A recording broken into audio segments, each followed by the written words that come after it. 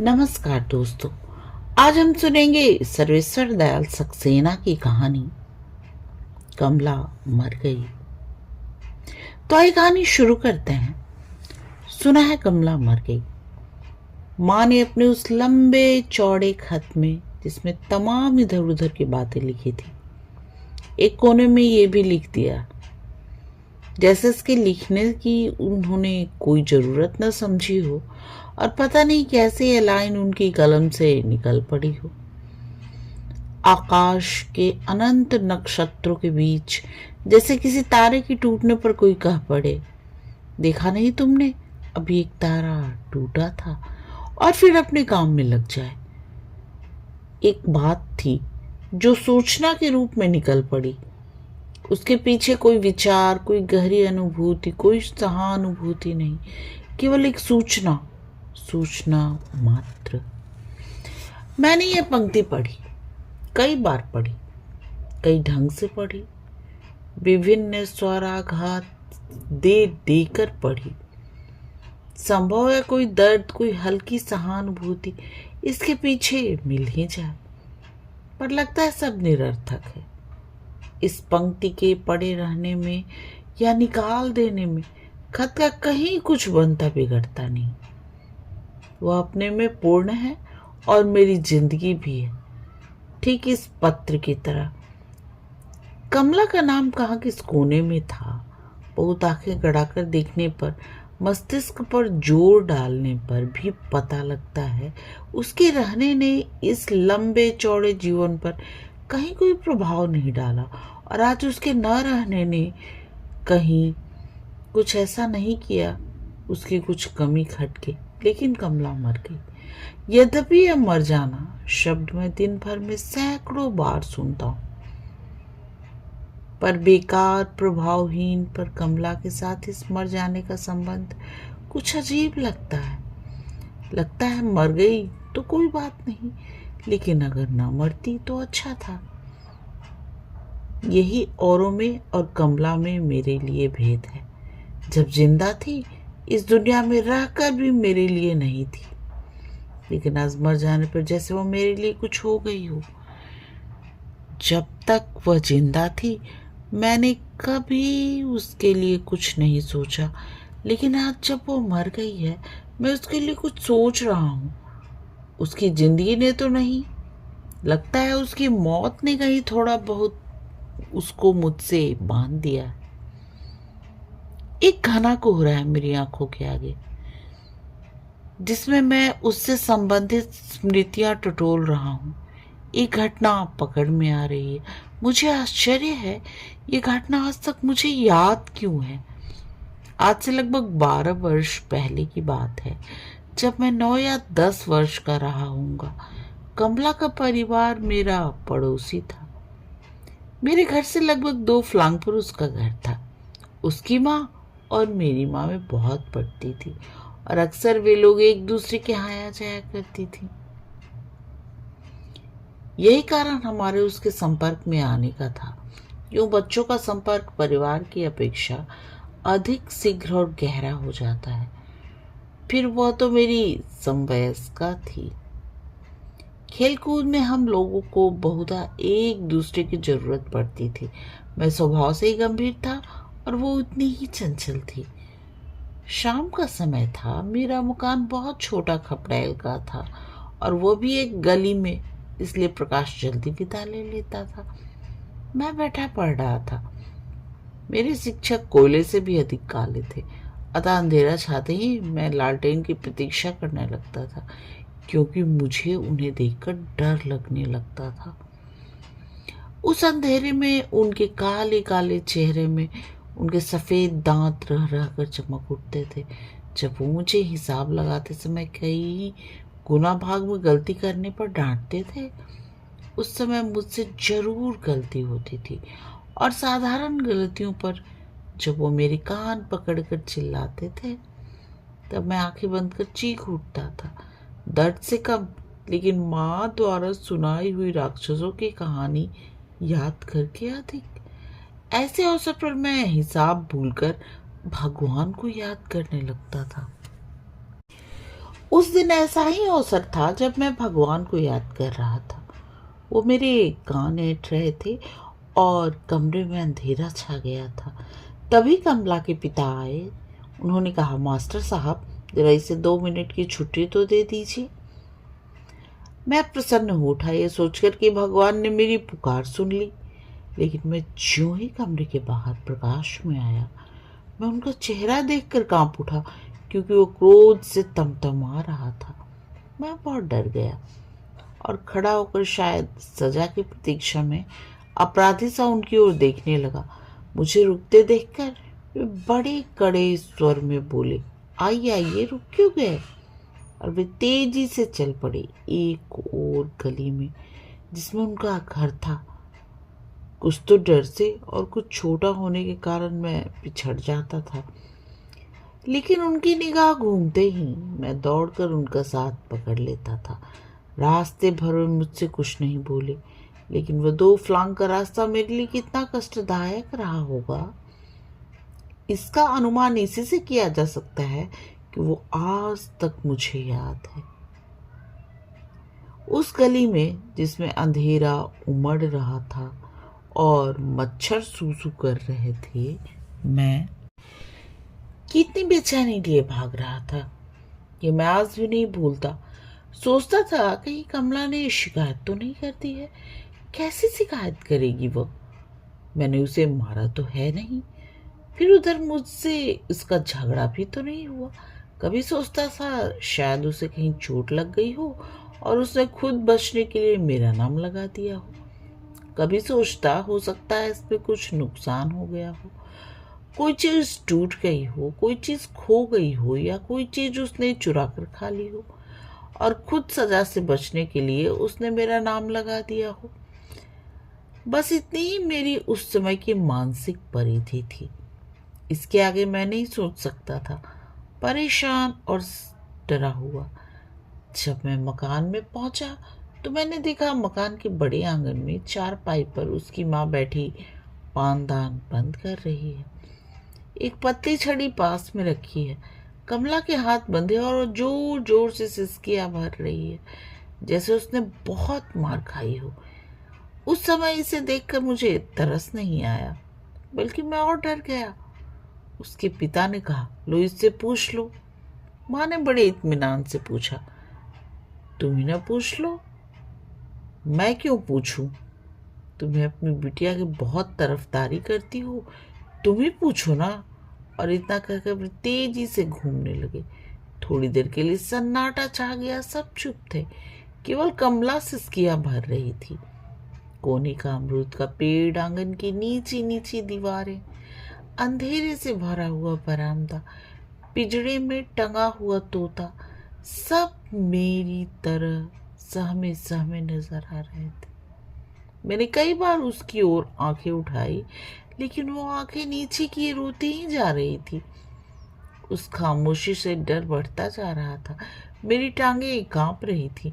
आखिरकार उसकी माँ बड़े प्यार से बोली, बेटा तू कल यहाँ आया था, सच सच बोलना।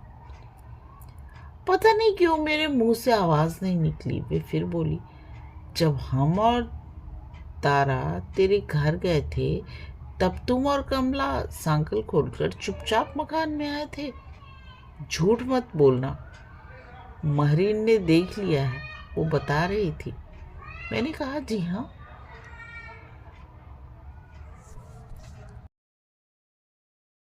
ये बाप बोले, तुमसे किसने कहा था आने के लिए? उनकी आवाज बहुत कड़ी थी। घबराकर छूटते ही मैंने जवाब दिया, कमला ने। क्यों? यह मैं आज तक नहीं समझ पाया। शायद मेरे दिल में डर रहा हो कि कहीं मेरे ऊपर कोई आफत ना आ जाए। उसके पिता मेरा उत्तर सुनकर जोर से चिल्लाए, देख ली अपनी लड़की की करतूतें, और उसकी ओर घूर घूर कर तेजी से घूमने लगे। माँ बोली, क्यों बुला लाई थी? मैंने कहा, यूं ही खेलने।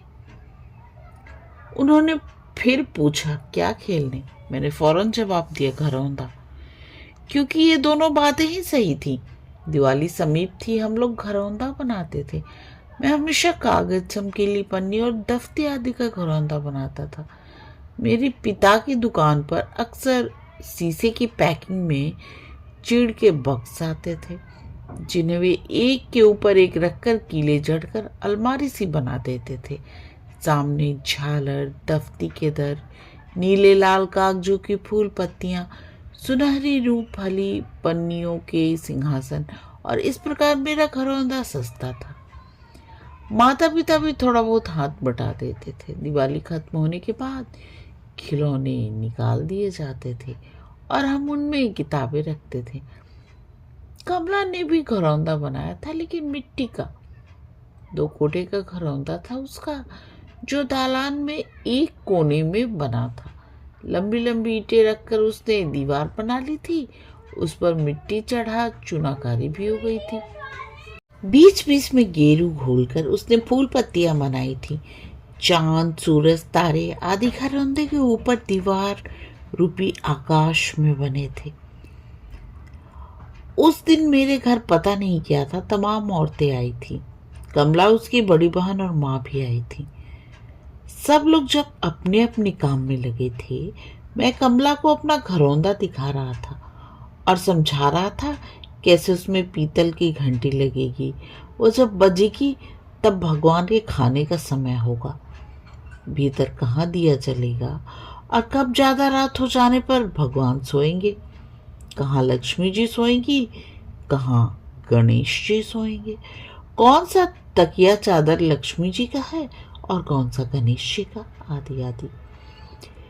मेरे घरौंदे को देख देख उसके मन में अपना घरौंदा भी दिखलाने की उत्कंठा बढ़ रही थी। उसके घरौंदे के लिए जब मिट्टी और गोबर का ढेर पड़ा था तब मैंने देखा था। उसके बाद से मैं उसके यहाँ नहीं गया था। स्कूल के बाद घर का काम करना पड़ता था। नौकर था नहीं, गली पार करके ही बाजार था। अतः सुबह शाम हल्दी, धनिया, नमक, करवा तेल, तरकारी आदि जो कम पड़ता था लेने जाना पड़ता था। दुकानें परिचित थी, ले आता था। शाम को मास्टर और खाली समय घरौंदे में जुटते थे। ऊपर से माता पिता कड़ी निगरानी रखते थे, घर के बाहर निकलने नहीं देते थे। उनका ख्याल था इधर उधर के लड़कों के साथ खेलकर मैं खराब हो जाऊंगा, गाली सीख जाऊंगा इत्यादि। खैर, मैं कमला का घरौंदा नहीं देख सका था। उसने कहा, चलो मेरा घरौंदा दिखाओ। तुमसे तो अच्छा नहीं है, लेकिन मेरे गणेश जी तुम्हारे से बहुत अच्छे हैं। मैंने कहा, चल। और हम लोग किसी तरह सांकल खोल घर में, सुनसान अकेले घर में घुस गए थे।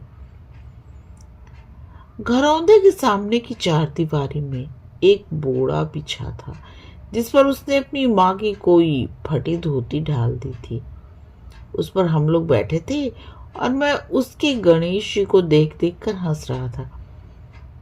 कह रहा था, गणेश हैं या घूंघामल, तोंद निकली है उनकी। और उसकी मिट्टी की घंटी बजा मैंने कुछ संध्या के मंत्र पढ़े, जो मुझे 7 वर्ष की उम्र में ही रटा दिए गए थे। माता पिता आर्य समाजी थे।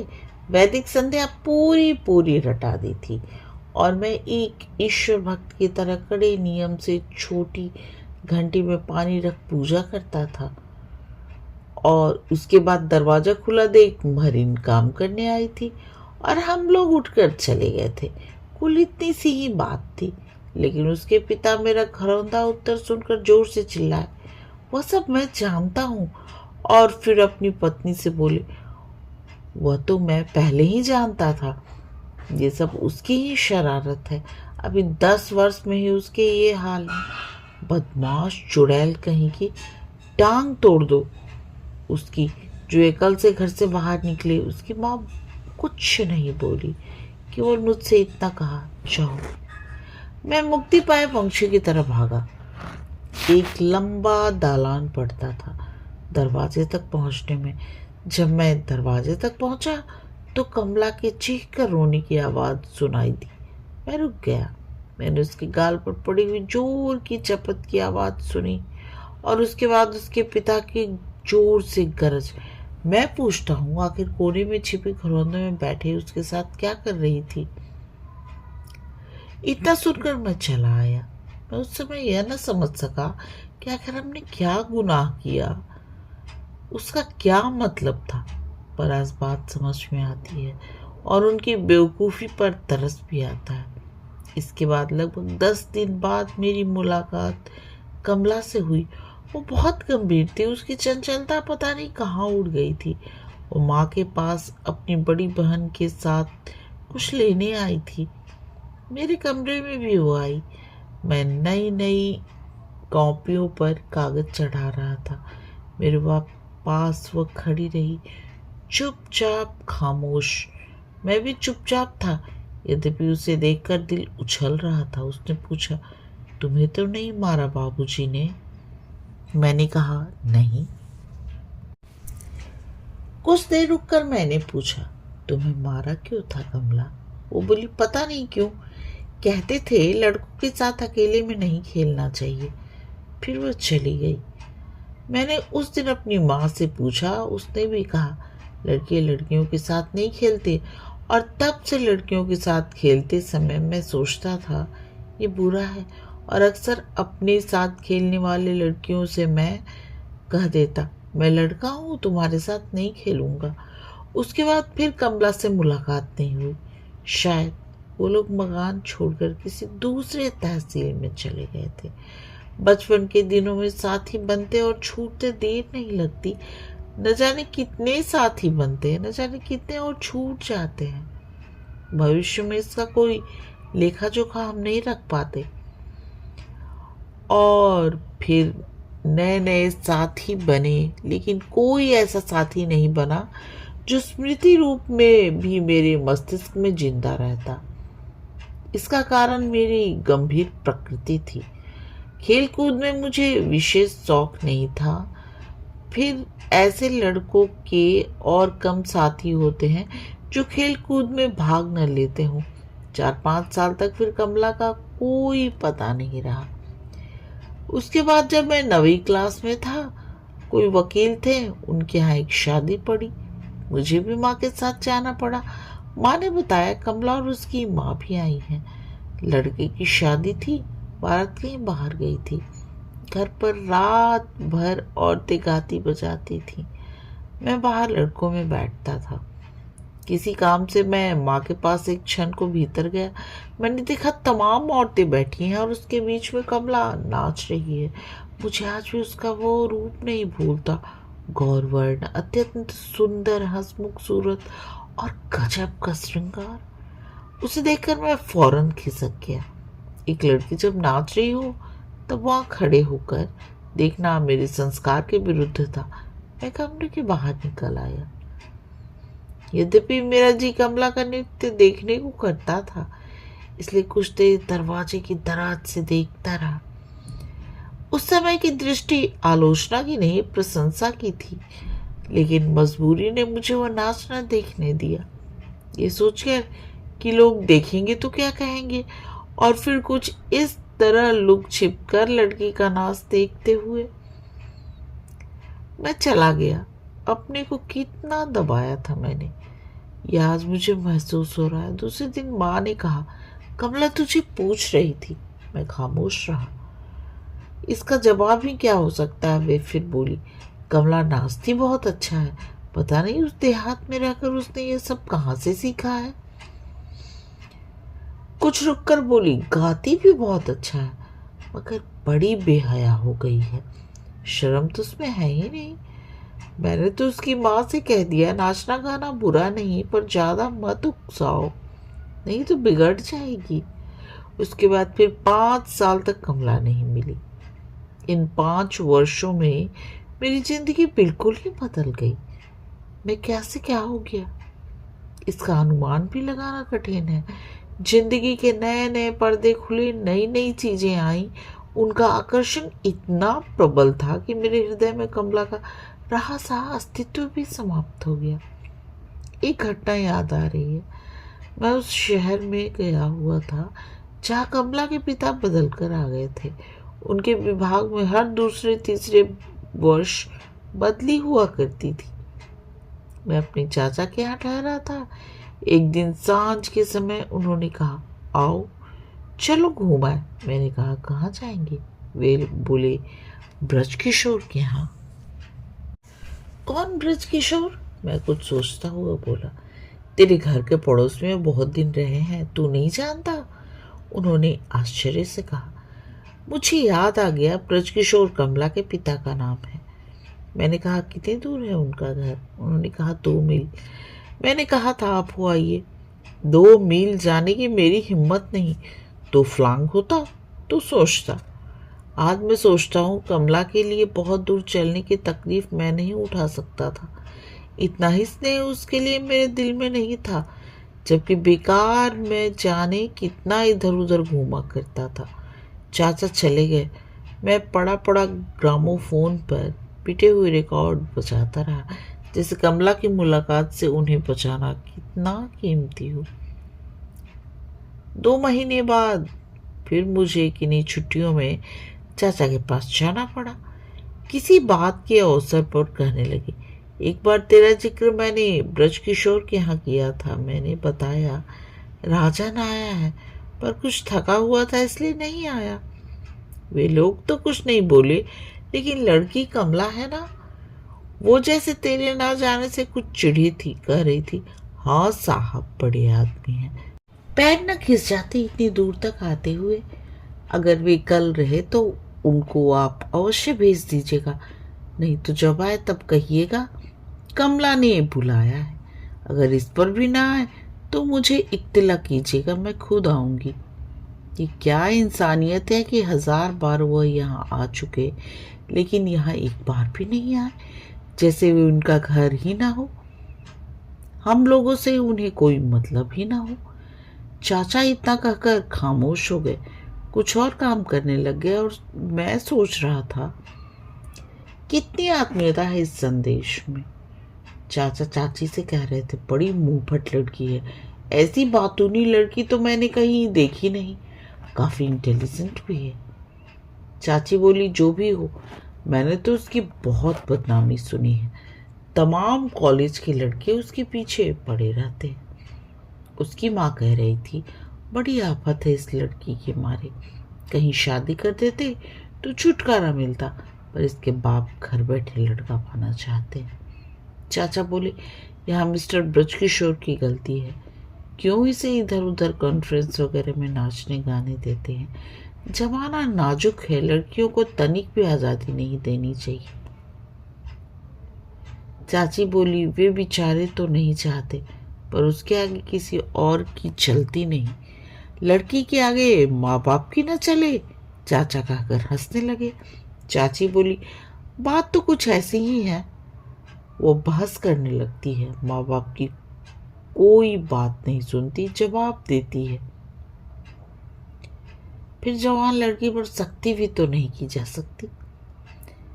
मैंने चाचा चाची की ये बातें सुनी, और सुनकर कमला के प्रति मेरी श्रद्धा बढ़ गई, क्योंकि मैं अच्छी तरह जानता हूँ कि इस समाज में एक बहुत बड़ा दल ऐसा है जिसका काम ही कुमारी लड़कियों का नाम बदनाम करना होता है। मुझे हर ऐसे आदमी से नफरत है जो किसी लड़की के बारे में बात करते समय उसके चरित्र पर आक्षेप करता है। फिर अभी हमारे समाज में आदमी के रूप में कीड़े फूल रहे हैं। कला क्या है, इसे वे क्या समझे। कला की आड़ में उसकी कुत्सित मनोवृत्तियां व गंदगी तलाश करती हैं, जिसमें नरक के कीड़े रेंगते हैं। हमें तो आज ऐसे आदमी चाहिए जो कला की उन्नति करे, किसी भी अवरोध की परवाह ना करे, और उनको जो अपनी संकीर्णता के कारण कला या कलाकार का अपमान करते हैं, ऐसी ठोकर मारे कि आँख खुलने पर गंदगी भरी दुनिया भी उन्हें फूलों भरी लगने लगे। मैंने उसी क्षण निश्चय किया कि मैं इस बार कमला से अवश्य मिलूंगा, पर कुछ ऐसे कारण आ गए कि मुझे बिना मिले ही चला जाना पड़ा।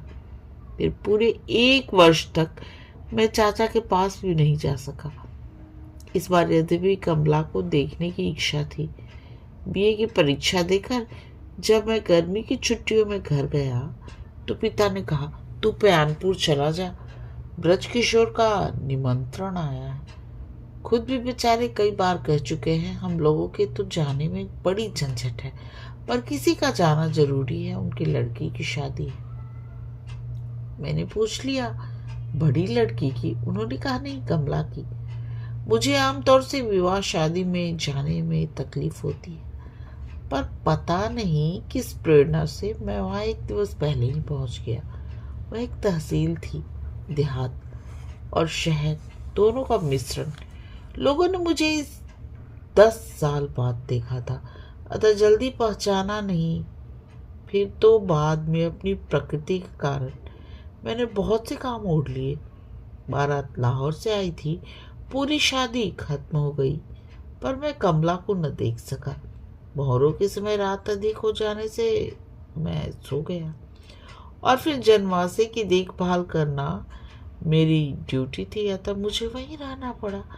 चलते समय दोनों दलों में काफी झगड़ा सा हो गया। लड़के वाले लड़की साथ ले जाना चाहते थे और लड़की वालों का कहना था कि विदा नहीं होगी, लड़की की तबीयत खराब है। एक तो इतना लंबा सफर, फिर दवा का क्रम भंग हो जाएगा, उसकी विदा फिर हो जाएगी। उन्हें लड़की को मारना नहीं है, लेकिन आखिरकार लड़के वाले की ही जीत हुई। कमला की विदाई करनी ही पड़ी। घर से स्टेशन 2 मील था।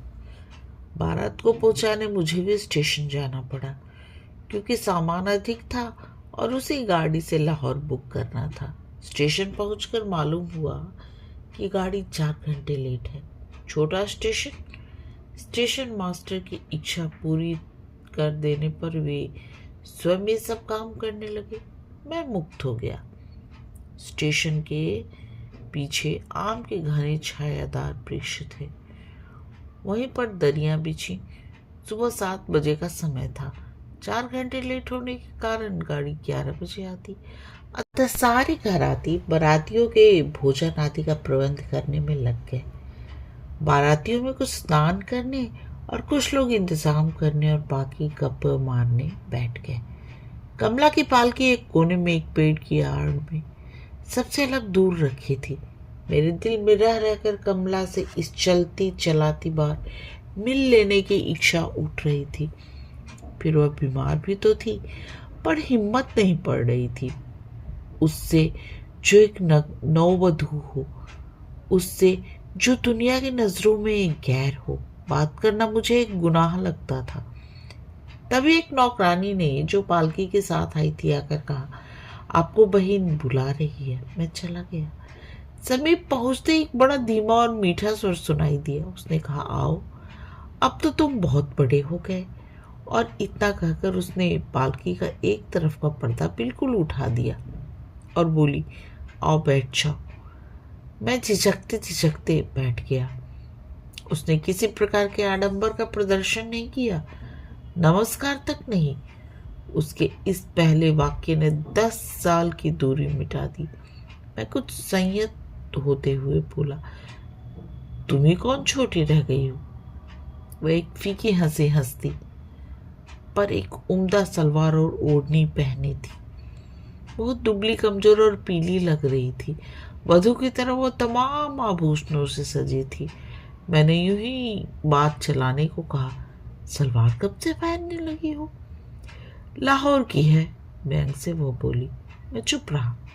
उसने नौकरानी को बुलाकर कहा, इधर चली आओ, किसी को इधर मत आने देना। फिर बोली, 10 साल बाद मिल रहे हो, लड़की ना होती तो तब देखती कैसे नहीं मिलते। मैं चुप रहा। मेरी आंखों के सामने तमाम पिछली बातें नाचने लगी। मेरे घर के पास तक आते थे, पर मेरे यहाँ आने में तुम्हारे पैर थकते थे। बुलाया तब भी नहीं आए। आज भी ना बुलाती तो शायद नहीं आते। मैं कुछ बोल न सका। इतने स्नेह से शिकायत करने वाले भी जीवन में कहाँ मिलते हैं। वो फिर बोली, मेरी शादी में कैसे आ गए? अच्छा हुआ चले आए। बहुत मानता मानी थी, किसी तरह आ जाते, तुम्हें देख लेती चलती बार। यह चलती बार उसने कितनी दर्द भरी आवाज में कहा था। कुछ रुककर फिर कहने लगी, तुम जैसे भी आए मुझे मालूम हो गया। यद्यपि भीतर आए तुम, मिठाई भिजवाई थी। सोचा कौन जाने लोग कामकाज में भूल जाए और तुम शर्म और तकल्लुफ की वजह से यूं ही रह जाओ। मुझे याद आया जब मैं आया था तब नाश्ता कर लेने के बाद एक और नाश्ता आया था। नौकरानी ने पूछने पर कहा था भीतर से भेजा है। मैंने समझा मौसी जी ने भेजा होगा और ये भीतर वाला नाश्ता ही मैं ठीक से कर सका था क्योंकि वो अच्छा था। विवादित में 2 प्रकार की चीजें बना करती हैं, कुछ मामूली और कुछ खास ढंग से। वह कहती रही, समझ में नहीं आता तुम में इतनी शर्म क्यों है। ईश्वर को चाहिए था तुमको लड़की और मुझको लड़का बनाते। इतना कहकर वो हंस पड़ी, पर मैं खामोश ही रहा। उसने पूछा, ये सुस्ती क्यों, कुछ उदास दिख रहे हो। तुम्हारे बारे में तो सुना था तुम काफी खुश मिजाज हो। मैंने कहा, बचपन की बातें याद आ रही है। वो पुलक उठी, सच, तुम्हें बचपन की सब बातें याद है। मैं तो जानती थी भूल गए होगे, तभी न जिंदा रहकर मैं भी तुम्हारी कमला मर गई थी। मैंने कहा, चुप रहो, क्या बकती हो। वो बोली, गलत कहती हूँ क्या। या तो अपने को बड़े आदमी समझते रहे होगे, सोचते होगे कॉलेज में पढ़ता हूँ और वह एक मामूली पढ़ी लिखी देहाती लड़की, उससे दूर ही रहना अच्छा। ज्यादा पढ़ लेने का तुम्हें घमंड हो गया है। यहाँ तो गंवार ही रह गई। बहुत चाहा, बहुत सिर पटका, पर मेरी चली ही नहीं। काश मैं भी कॉलेज में पढ़ पाती। इतना कहते कहते उसकी आवाज डूब गई। मैंने देखा जैसे वह व्यथा से भर उठी है। मैंने कहा, अच्छा चुप भी रहो, बहुत कह चुकी हो। फिर जैसे वो सचमुच यह प्रसंग टालकर अपने को हल्का करती हुई बोली, शादी कब करोगे। मैंने कहा, शादी, मैं शादी करूंगा ही नहीं। क्यों, क्या किसी से मोहब्बत हो गई है। नहीं तो। वो हंसते हुए बोली, मैंने सोचा शायद कॉलेज में किसी से मोहब्बत हो गई हो। मैं बोला, क्या कॉलेज मोहब्बत करने की जगह है। उसने कहा, लड़के तो यही समझते हैं। उसका एक जवाब सुनकर मैं चुप हो गया। थोड़ी देर बाद बोला, तुमने किसी से मोहब्बत की है। कोई उस लायक मिला ही नहीं। वो मुस्कुराते हुए बोली। मैंने कहा, मैंने तो सुना था तुम्हारी किसी से मोहब्बत हो गई है। उसने कुछ कड़ी आवाज में कहा, ये नहीं सुना कि मैं आवारा हूँ, बदमाश हूँ। एक नहीं न जाने कितने लड़कों से मेरा संबंध है। इधर उधर कॉन्फ्रेंसी में नाचती गाती फिरती हूँ। मेरा चेहरा फक पड़ गया। मैंने उसके मुख की ओर देखा जिसमें घोर उपेक्षा और घृणा के चिन्ह थे। मैंने बात बदलने की गर्ज से बड़े स्नेह से पूछा, तुमने नृत्य कहाँ से सीखी। कमला, मैंने तुम्हें नृत्य की बड़ी तारीफ सुनी है। मेरी बात सुनकर वह ना हंसी ना मुस्कुराई, वैसे ही गंभीरता पूर्वक बोली, सीखा कहाँ है। लेकिन सीखना चाहती थी, इतने ही पर तो यह हाल है। अगर सीखती तो क्या होता, अब उस जन्म में सीखूंगी। इतना कहते कहते उसकी आवाज जैसे उदासी के समुद्र में डूब गई और वह इतनी पैनी दृष्टि से शून्य में देखने लगी कि मैं सहम गया। उसके चेहरे पर जैसे पत्थर की छाती फाड़कर भी दिल का दर्द उमड़ आया था। मेरे मुंह से निकल पड़ा, कमला। उसने कहा, कहो।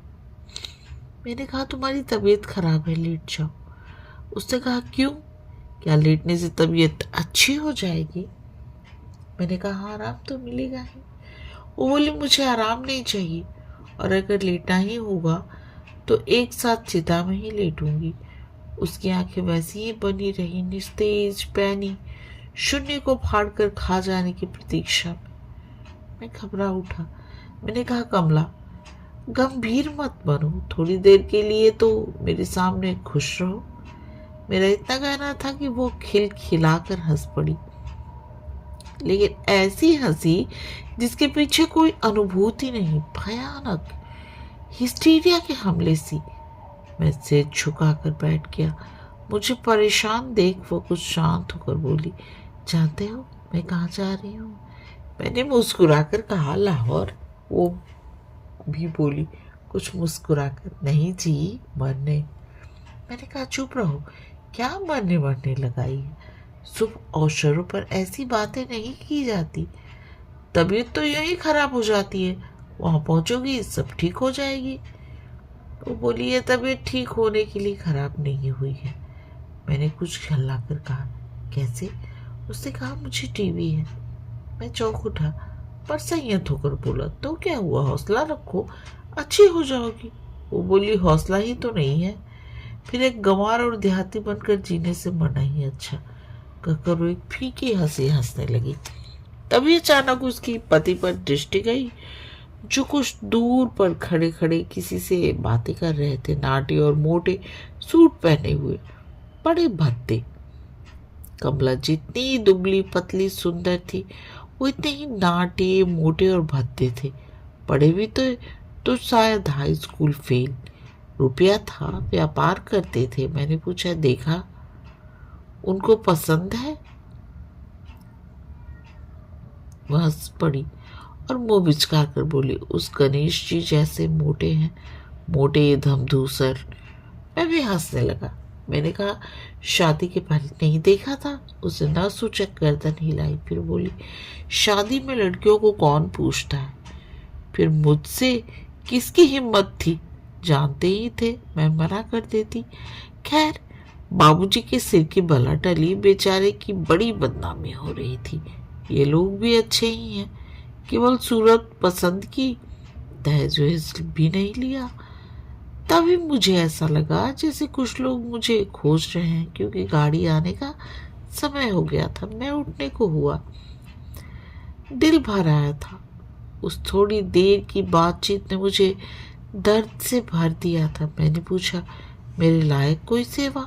वो फिर फीकी हंसी से हंसकर बोली, मेरे लिए अब कुछ नहीं चाहिए। मैंने जो जो चाहा मुझे नहीं मिला, मुझे नहीं दिया गया, और अब आखिरी वक्त में जरूरत भी क्या।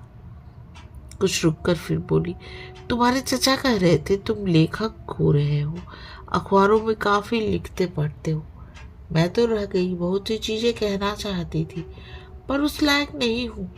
कुछ ऐसा करो कि दुनिया बदल सके, हम स्त्रियों की आवाज भी लोग सुने और सुनने की जरूरत समझे। काश मैं तुम्हारी तरह होती तो दुनिया को बताती कि ऐसी जिंदगी से लड़की का गला घोटकर मार डालना अच्छा है। मेरी आंखों से आंसू निकल पड़े और मैं एक क्षण भी अधिक ठहरने में अपने को असमर्थ पाकर तेजी से चलाया और काम करने लगा। गाड़ी चलते समय उसने इशारा किया, मैं डब्बे के साथ दौड़ने लगा। उसने कहा, देखो भूलना नहीं, चाहे कमला मर भी जाए, और फपक कर रो पड़ी। मैं पीछे छूट गया और वो आंखों से खो गई। और आज कमला मर गई। जी में आता है मैं ये वाक्य कमला मर गई बार बार दोहराऊं, तब तक दोहराऊं जब तक दुनिया उसे सुनकर यह न सोचने लगे कि आखिर वो क्यों मर गई। एक पौधा था जिसे पनपने नहीं दिया गया, जिसे कुचल दिया गया, जो अंतिम सांस तक इस कुचले जाने के खिलाफ विद्रोह करता रहा, और दुनिया जिस पर हंसती रही, और आज जिसे भूल गई। माँ ने इतनी भी जरूरत नहीं समझी कि कमला का मरना 2 लाइन में लिख देती। कुछ ऐसा लिखती जिसमें कुछ अनुभूति होती, कुछ संवेदना होती। पर यह कमला मर गई, विचार शून्य, हृदय शून्य, संवेदना शून्य सा वाक्य।